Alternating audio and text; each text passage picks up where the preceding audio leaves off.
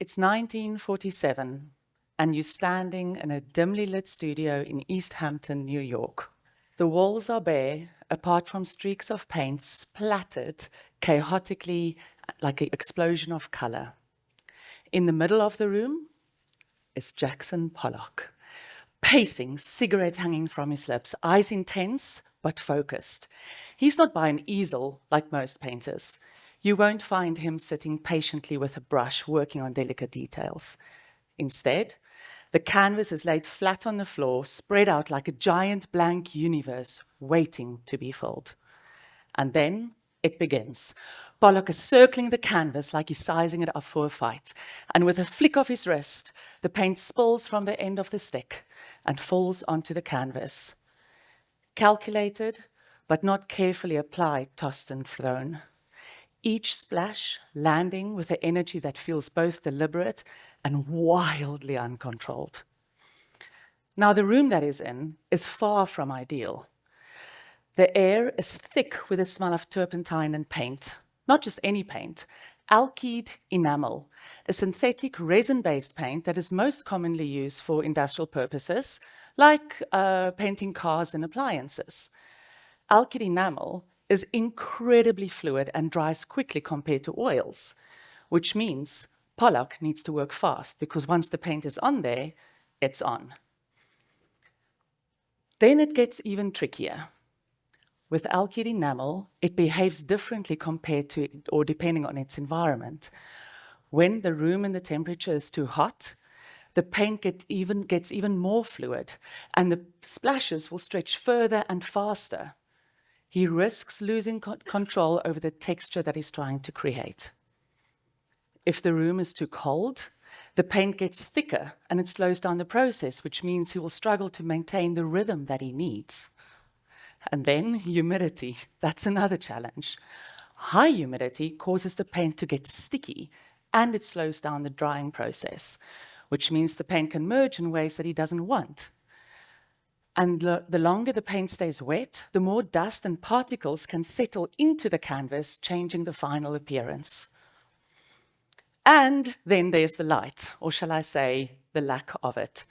The studio lets in inconsistent shafts of sunlight, casting unpredictable shadows over the canvas. And this can alter how Pollock perceives the canvas. Now, Pollock has to take all of this into consideration. He needs to adjust his movements to compensate accordingly.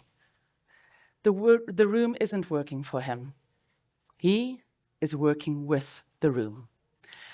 And then, after hours of movement, instinct, and careful consideration, it's done. A masterpiece.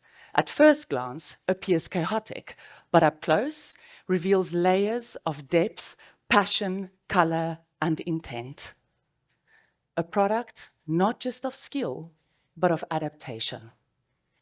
Now, you might think this is a very strange story to tell you, since we're not here to speak about art or paint, but rather about the human spirit and what motivates it. But stick with me for a second. Pollock's art didn't force the environment to suit his needs, nor did he wait for it to be ideal. Instead, he adjusted to the space, and he understood how the paint reacted to temperature, humidity, and how the light plays tricks on him. He didn't wait for the perfect conditions to paint his masterpiece. He didn't need to. He was passionate and driven. He created within the conditions that he had. And that is the essence of what I want to talk to you about today.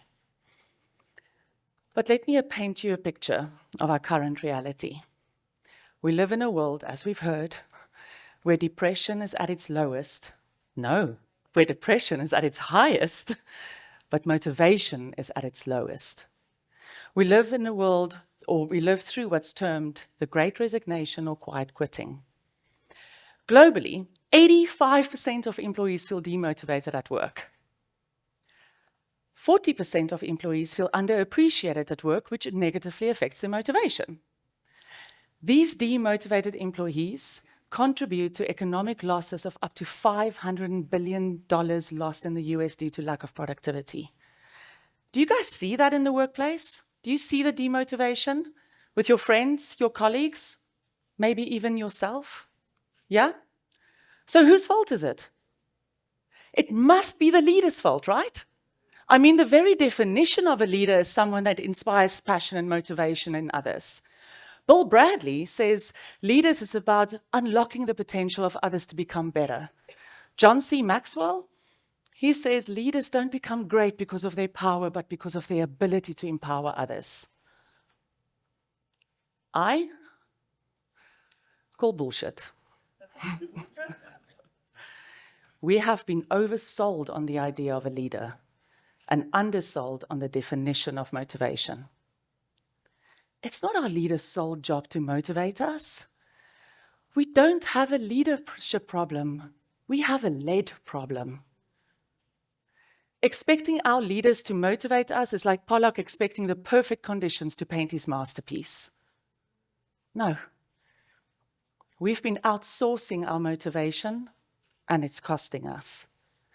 When you outsource your motivation, you hand over the reins and responsibilities. The prefrontal cortex, the part of the brain responsible for planning, decision-making, and problem-solving, gets less active and less efficient.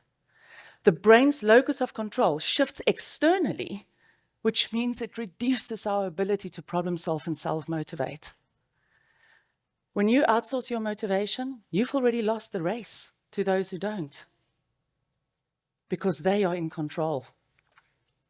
And when you outsource your motivation, you are taking what you are being fed instead of asking what you are hungry for. So let's look into the belly of the beast. Psychiatrist Eric Berne explains in his theory of transactional analysis that psychological hungers are what motivates us. Now, when we work with these psychological hungers in practice, through coaching, leadership, and team developments, we refer to this as your hunger profile. Now, in humans, like any other living organism, we need stimuli to survive. In humans, this stimuli is not just physical, but also psychological, and is essential for our emotional well-being and personal development. Now, humans also need a healthy diet filled with macronutrients, a combination of carbohydrates, proteins, and fats. Your hunger profile is your macronutrients for your motivation, and it needs to be fed. So, over the 16 years and 2,000 workshops that I've facilitated, we've worked with these hunger profiles in many different ways. But the easiest way to explain it to you today is through instruction. So as an example, we're at the end of the year, close. As an example, I'm going to ask you to plan our company year in function. I'm going to do it in 3 different ways, and I want you to see which way do you resonate with the most. Yeah, you ready? Okay, plan my company year in function, great. Okay, A. Hey, I want you to plan the company year in function. The budget is the same as last year. You can choose up to 3 members to be part of your team. And the what and the how, I'm going to leave up to you and the team to decide exactly what it is that you want to do. But you've got access to me if you need anything. Or B, I really loved how you got the team to work well together over the past few weeks. It's been amazing. I therefore think you're the best person to organize the company year in function. And please make sure that everyone feels valued and that there's space for connection, because we've really worked hard this year.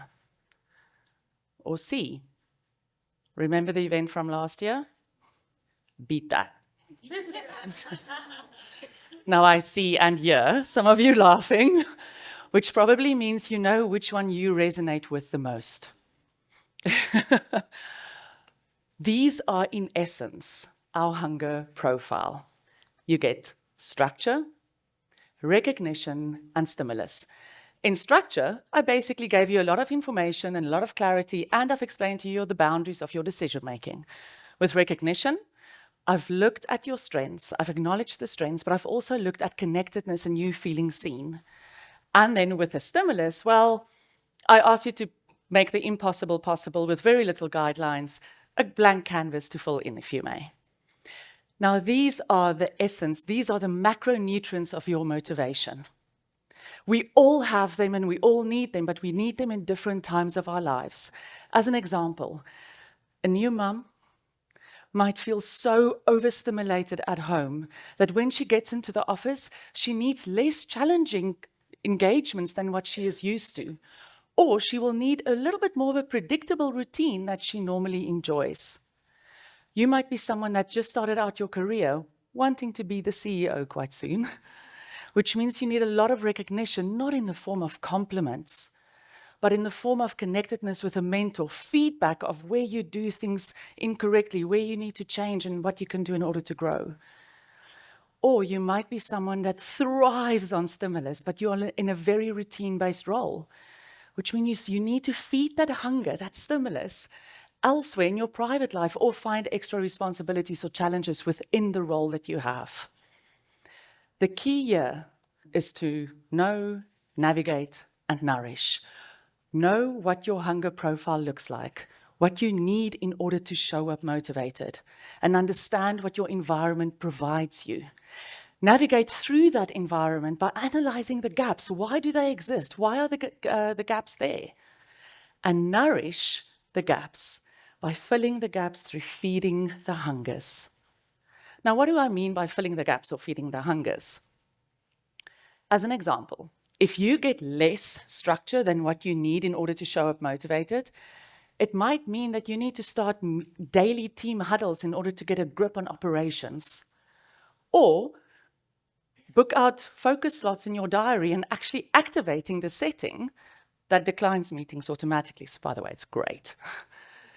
If you are someone that gets less recognition than what you are requiring to show up motivated, maybe it is about making monthly phone calls to your clients to see what can you or your business do differently in order to connect more, in order to give better service. Another option is rather to then see within your teams, what can you do to connect better with one another and work better together so that people can feel connected? Or if you get more stimulus than what you require, it might be that just for 2 or 3 weeks in a row, stop trying to beat your personal best in whatever sport it is that you are doing. Or if you're anything like me, write down 3 things on a sticky note every morning and you're not allowed to do anything else other than those 3 things, and then only you can do something else. Works for me, and that's kind of how I deal with my overwhelm. The important thing is that you identify actions that you are in control of and no one else, and that you are not waiting around for someone else to start motivating you. Because remember, when you outsource your motivation, that person that you're outsourcing it to are going to motivate you on their terms and from their default. Now, it's easy to eat badly in a restaurant because they will always dish up the easiest, most generic portions that the chef wants to give. And it's damn delicious, so we eat. But anyone that's been on any sort of diet understands the value of dish up what you need. When you dish up what you need, when you feed your own hungers, in other words, take back your motivation, you don't only live a better life, but you enable neuroplastic changes, your brain grows, and you can form new neural pathways and strengthening existing connections. Now that is food for thought. Reminds me of another great story about the 3 bricklayers. A man walks past 3 bricklayers and asks them, "What are you doing?" The first answers, "I'm laying down brick." The second answers, "I'm building a wall." And the third answers, "I'm building a cathedral." Who do you want to be? The guy laying down brick or the guy building a cathedral? Now, in the beginning, it was about the human spirit and what motivates us. And I hope that your view on motivation has changed and that you understand that there's no one else responsible for your motivation apart from you. So I invite, encourage, and challenge you to know, navigate, and nourish. Know your hunger profiles and what it is that you need in order to show up motivated. Understand what your environment provides you. Navigate through that environment and analyze the gaps and understand what is it what you are needing versus what you are getting.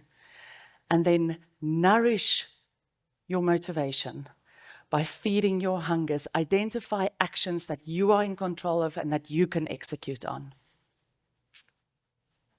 I want you to go and grab motivation by the horns, build that cathedral, paint like Pollock, but most importantly, feed your hungers and trust your gut.